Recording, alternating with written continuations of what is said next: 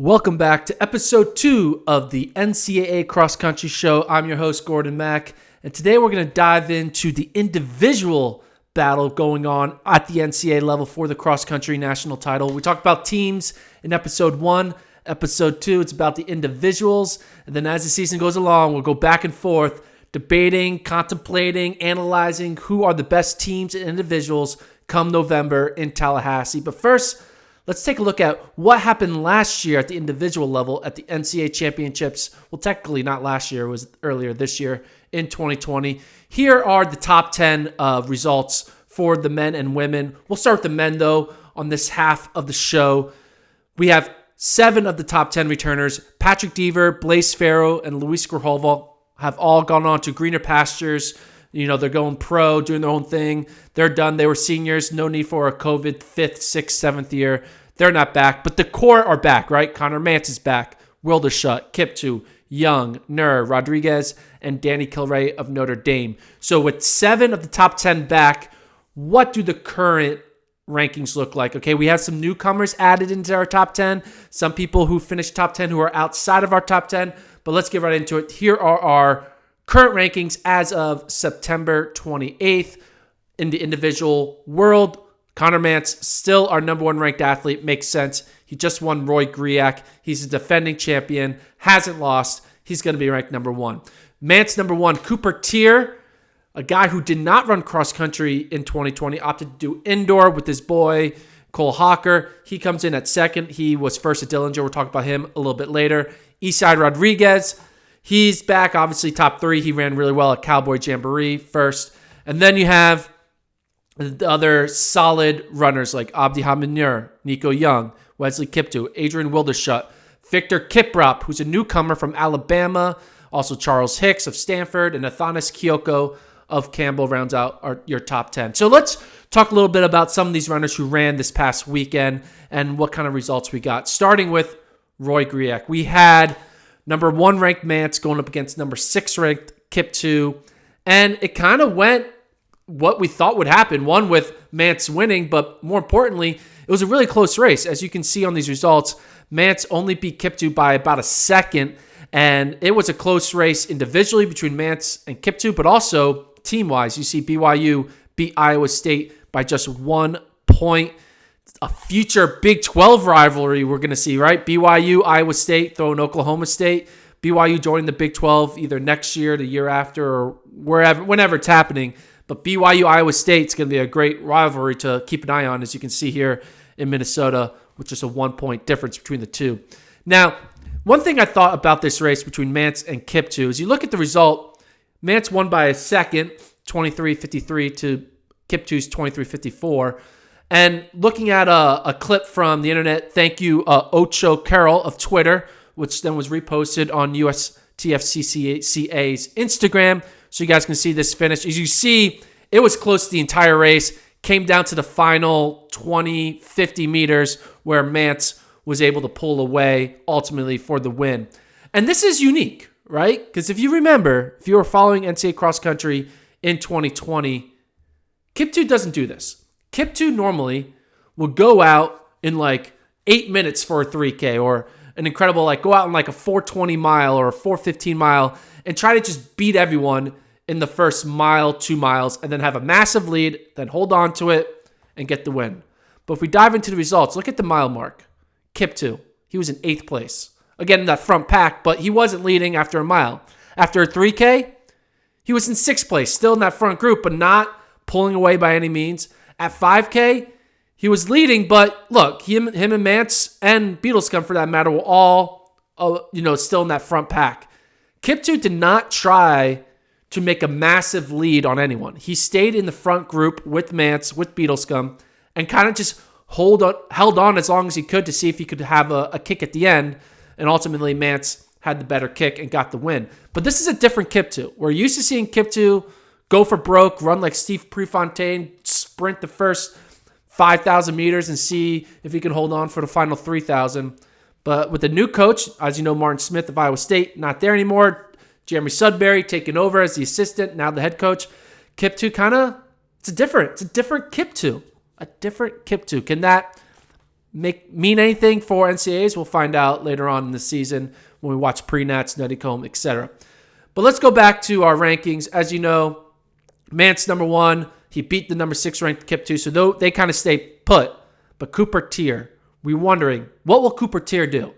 Now, people may not know this, but Cooper Tier, a boy right here, he had never won a cross-country race at the NCAA level his entire career.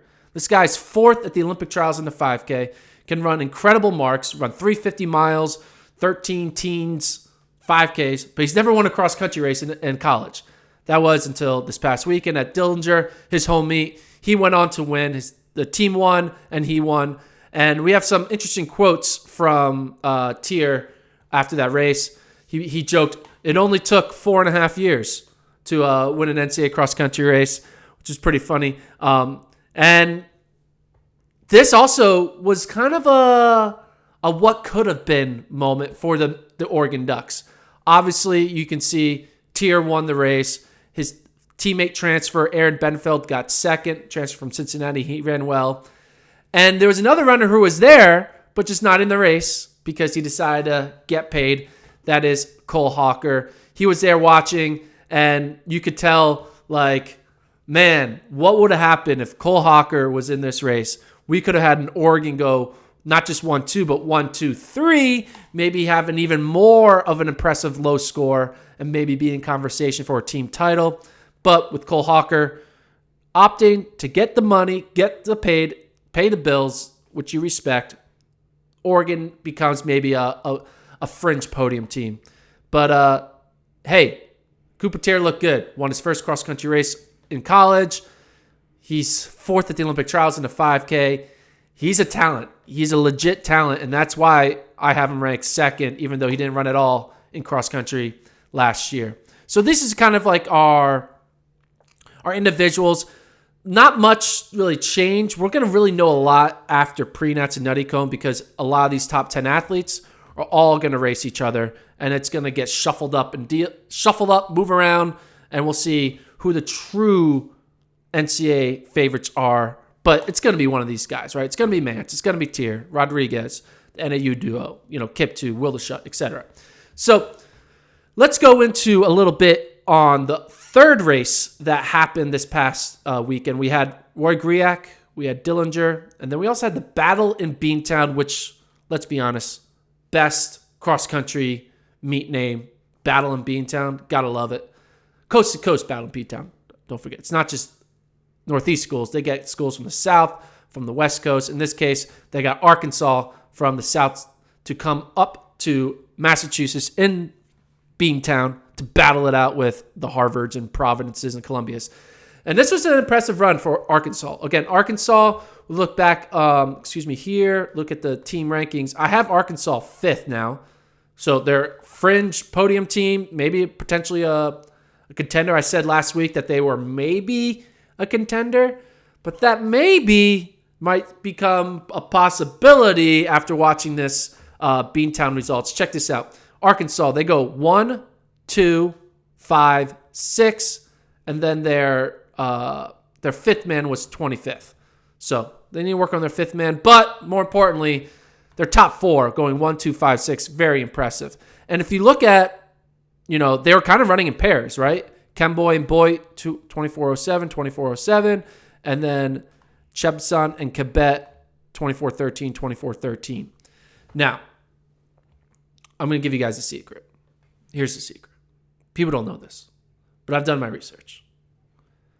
If your team, this is like foolproof how to win an NCAA. You want to know how to win an NCAA title, team title? This is how you do it. If you're 4th man on your team, number 4, not your number 1, not your number 5, not your 7, whatever, your number 4 guy, that guy, not 3, 2, number 4. If your number 4 guy is the best number 4 guy of all the 31 teams at NCAAs, you're going to win a national title. 19 of the past 20 years, maybe 18 or 19, a majority, 18 or 19 of the past 20 NCAA team champions had the best number 4 man at NCAAs. Arkansas's number 4 man in this case ran pretty well. Andrew Kebet, he's a junior. He's a JUCO transfer. And he's someone you should keep an eye on. He kind of didn't have the best of first years at Arkansas. You can kind of chalk that up to, COVID difference. It's weird. It's seasons happening, overlapping with indoor or cross. Not the perfect scenario for a first-year NCAA athlete. But Andrew Cabet has some talent. This number 4 man in JUCO did this. Boom. Men's mile, indoor, 2020. This is actually probably the last indoor meet, the last athletic competition we had in the world, because it happened on March 6th and 7th in 2020. Wild to think about that. So this is like the last anything of competition happening before like a year, right? Andrew Cabet won the mile at JUCOs over someone named Wesley Bangura. And you're like, who's Wesley Bangura? Hint, it's Wesley Kiptoo. So Wesley Kiptoo, we know, is a legit star, and he beat him in a mile. Again, it's a mile. It's not an 8K or 10K, whatever. It is a mile. But it shows that, he has the ability to be with these top dogs. So Andrew Cabet, number 4 man for Arkansas, someone to keep an eye on to see if Arkansas can go from a maybe to a possibility to a certainty. That's the evolution. You go from maybe, possibility, to probably, to a certainty, to finality. I'm making up these things. Anyway, let's move over to the women. Let's look at last year's results for the women. Similar to the men, a bunch returned. Only 2 of the top 10 not returned. That's Mila Norris of Air Force. Remember, she went on to win the steeplechase. And Ella Donahue, who just announced that she has gone pro with Pete Julian's group over at Nike. She decided not to return for her 5th year at Stanford. So 8 of the top 10 return. However, we know 100% the order of the 2021 championships will not go Chalanga, Rowe, Tanisma, Steelman, O'Neal, Allen, Haas, Camille. It never happens. You never have the exact same order from a previous year. So, but this is just a good starting point to know who the people to kind of keep an eye on because they were top 10 in the 2020 champs. So let's look at our NCAA rankings as of, again, this week on the women's side. Chalanga is our prohibited number 1, kind of similar to Connor Mance. You're the defending champ. You're back. You're going to be ranked number 1 until you start losing. And Chalanga hasn't lost because she hasn't run yet in cross country. Hasn't made her season opener. In fact, a bunch of the athletes I have ranked in my top 10 have not raced yet. You have Chalanga, who hasn't raced. Julia Haymake. I am awful at names. One thing you learn about me is the English language is not my best thing, even though it's the only language I know. I only know like 25% of it. Whatever. I'm not even going to say this. The other Alabama athlete, Amaris, she hasn't raced. Taryn O'Neill of Northern Arizona, she hasn't raced. She will, though, this weekend. So a bunch of women haven't raced. You also have a bunch of women who I haven't ranked in my top 10 who haven't lost either, right? Taylor Rowe, she was first at Cowboy Jamboree. Whitney Orton, she was first at the FSU Open. Grace Forbes, low-key sneak. She's kind of under the radar. She's running at a smaller school at Rice, not really in these big meets. She hasn't lost. She just won the Texas A&M invite.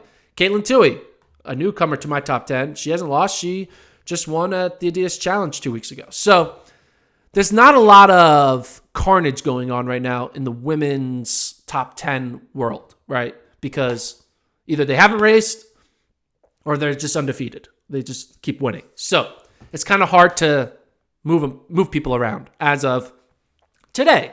That will change because eventually these women will have to race each other and we'll start getting that carnage to see who is doing well. One person I want to give a little bit of a shout out though to is, she's not in the top 10. That is Bryn Brown, a freshman from North Carolina. She went from 22nd to 12th after she won at the Battle of Beantown convincingly. She won by, get these results up here, she won by about 9 seconds over a strong Amanda Vestry. Very impressive. True freshman, Bryn Brown, North Carolina has got something brewing there in Chapel Hill. They have an all-freshman team except for one senior in Paige Hofstad. They're a legitimate top 15, top 10 team, and they're led by a true freshman in Bryn Brown, who I think she's from Texas. So Texas and North Carolina, gotta love it. She's moving up into the rankings. She's there at number 12 now, just above Amanda Vessery right here. So anyway, let's keep on going down in the thoughts about why I have certain athletes here. So a lot of these athletes, it kind of makes sense, right? Mercy Chelangat, she's won because she's defending champ. Taylor Rowe, she was top 3 last year. Amaris Tanimisa, sorry about the name pronunciation. She was top 3 last year. Whitney Orton, I mean, she's undefeated this year. A lot of these names kind of make sense. One name that I have in our top 10 that's kind of like, should she be there? Why did I do that? Question mark. What are you thinking, Gordon? What was on your mind when you did this? Is Julia Haymack of Stanford. And I have her second. And that's a pretty big honor to be second on the Gordon Mack rankings, right? Who wouldn't want to be second in these rankings? But it's also a crazy honor when it's not like she was top 5 across last year. She wasn't really top 5 at any of the outdoor championships. You go back to 2019. It's not like 2019 she was second or anything like that. So why do I have her second? I have her second for multiple reasons. One, she's joining for Stanford. Stanford's a good team. They're going to be in the mix for a team title, so she's going to be looked upon to be that low stick for Stanford to be in contention to win team title. But that's not the real reason. One of the main reasons is I kind of think her outdoor 5K performance was actually pretty damn good. Now, it wasn't a top 3 finish. She did get 6th here. But she only lost to the NCAA cross-country champion by 0.42 seconds in a 5K.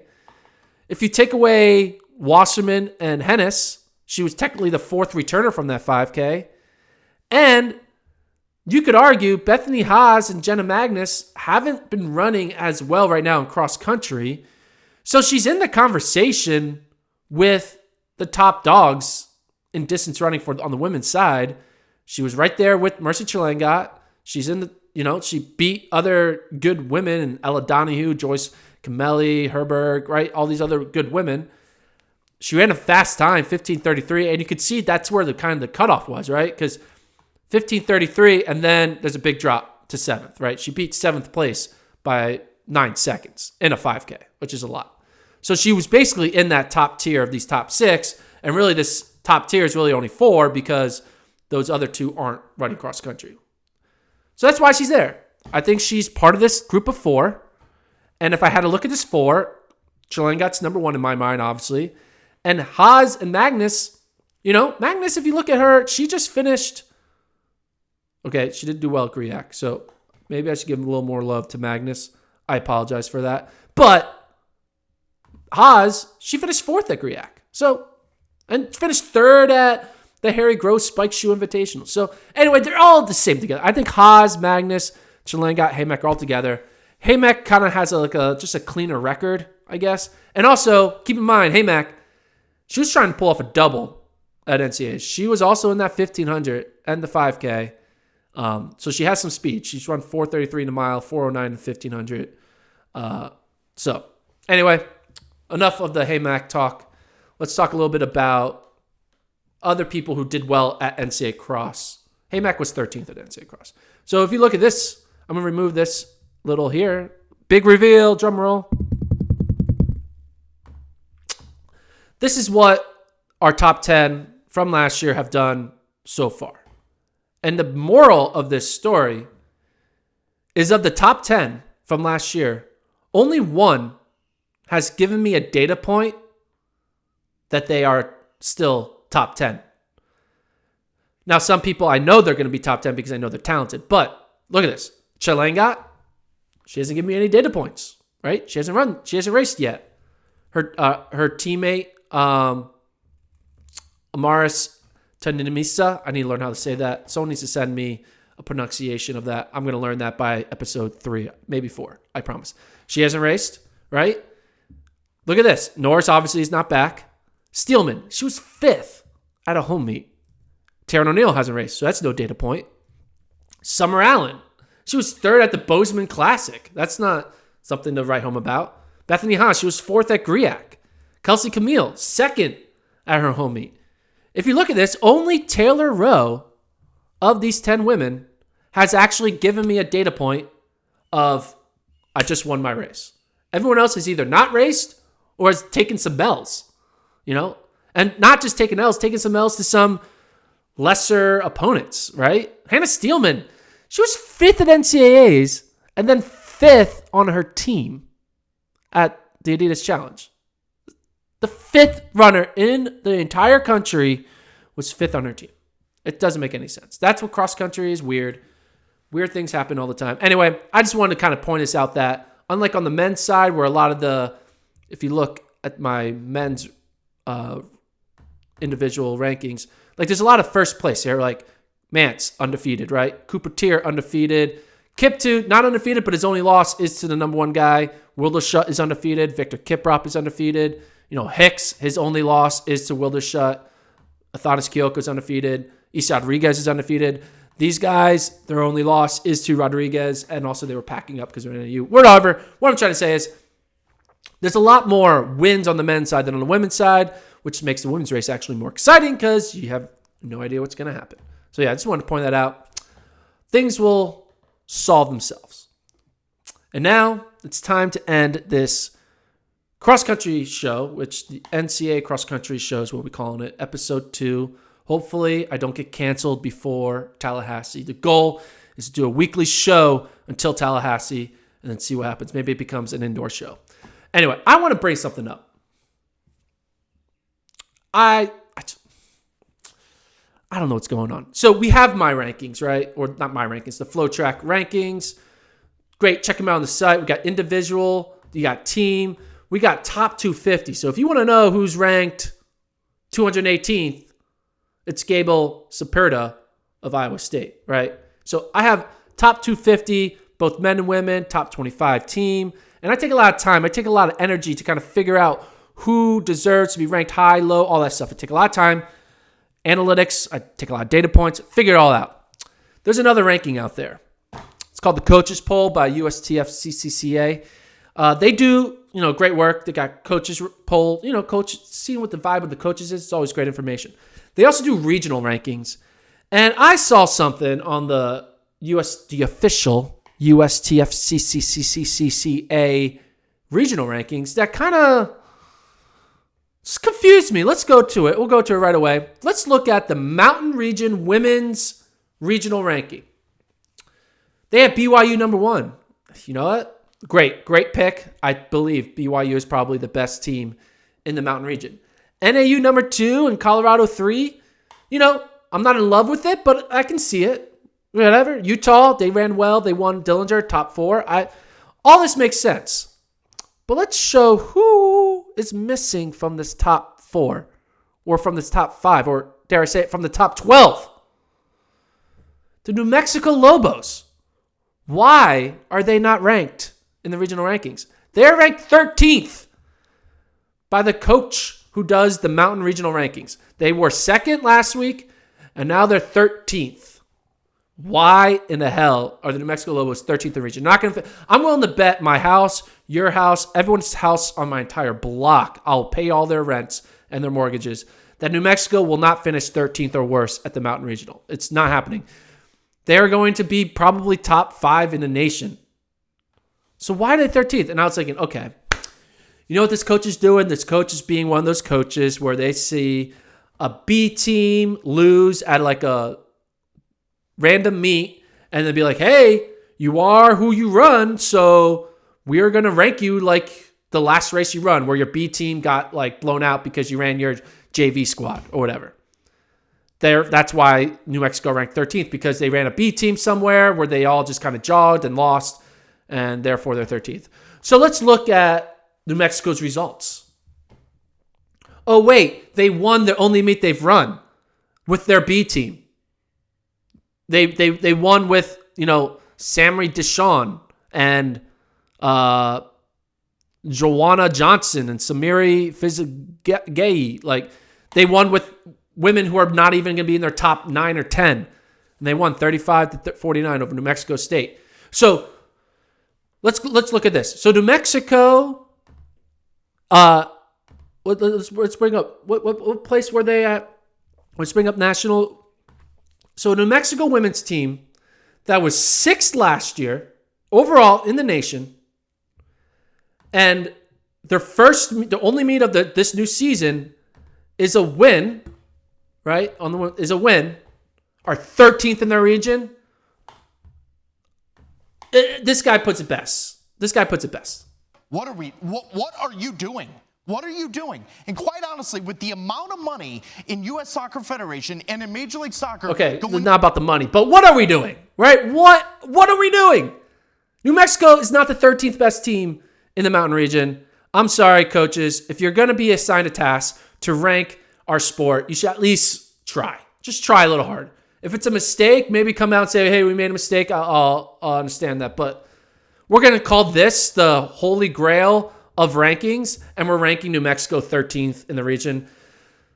These are fraud rankings, and therefore that's why I should always go to the FloTrack rankings. Long story short. So this is just a big marketing ploy for, you guys check out the FloTrack rankings. You just come to the homepage here, click on rankings, boom, then we update them every week. We have other rankings too. We have some track rankings. We have all the rankings you can enjoy. Check them all out. They're great. And also watch live on FloTrack, the Live and Lou XC Classic. Got some D2 action, D3 action, and D1 action all there in high school action. And also the Virgin Money London Marathon is live for U.S. viewers this weekend on October 3rd. Check that out. I'm out.